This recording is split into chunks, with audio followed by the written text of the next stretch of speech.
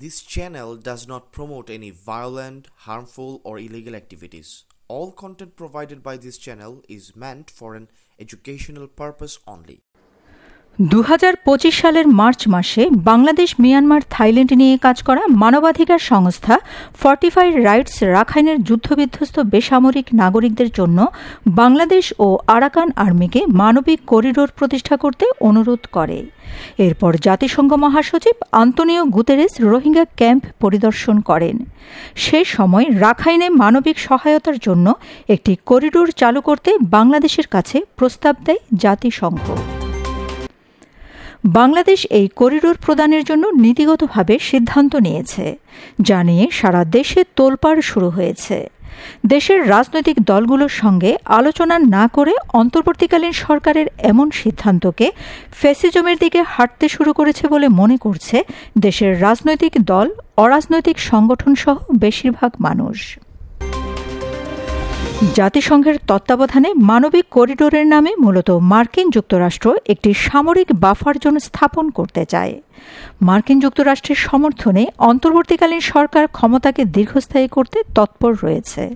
আর জনগণের দৃষ্টি ঘোরাতেই সরকার নারী কমিশন প্রতিবেদন সামনে নিয়ে এসেছে এমন অভিযোগ করেছেন বিশিষ্ট ইসলামী চিন্তাবিদ ডক্টর এনায়েতুল্লাহ আব্বাসী।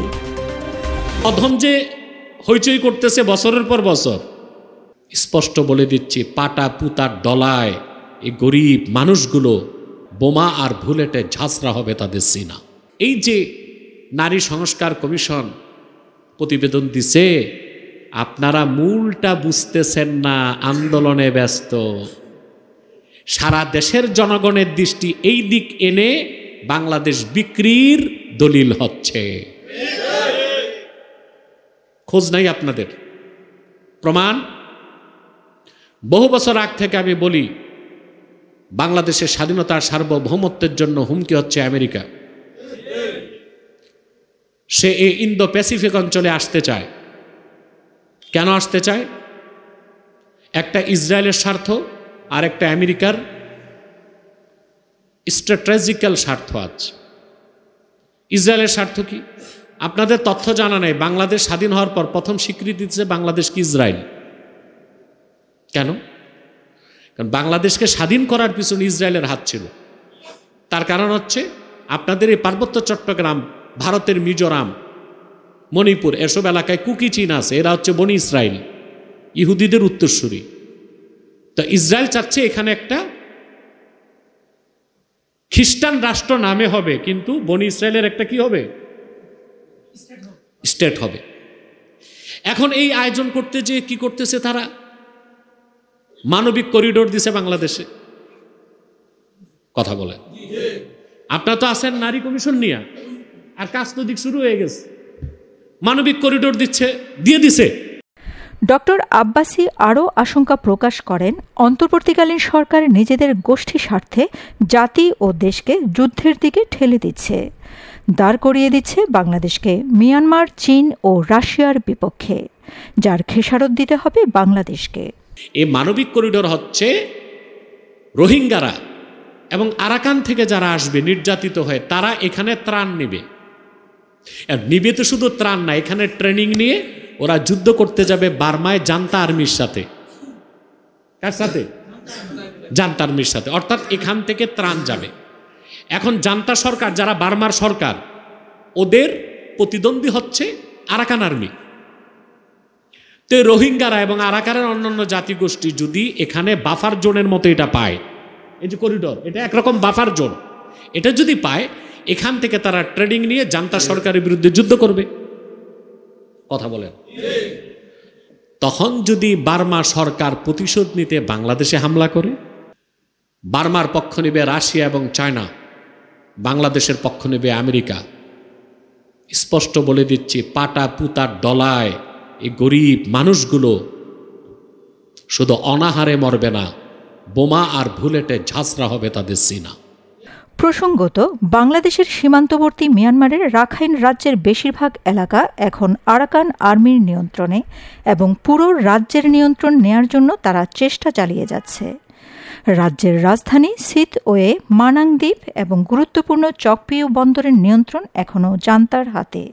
মিয়ানমারের নৌবাহিনীও সেসব এলাকায় তাদের অপারেশন চালিয়ে যাচ্ছে। প্রায় 1 বছরেরও বেশি সময় ধরে চলমান তীব্র সংঘর্ষের কারণে রাখাইনের সাধারণ জনগণের জীবন বিপর্যস্ত। এই ভোগান্তি আরও বাড়াতে মিয়ানমার সেনাবাহিনী রাখাইনের সরবরাহ পথ বন্ধ করে রেখেছে।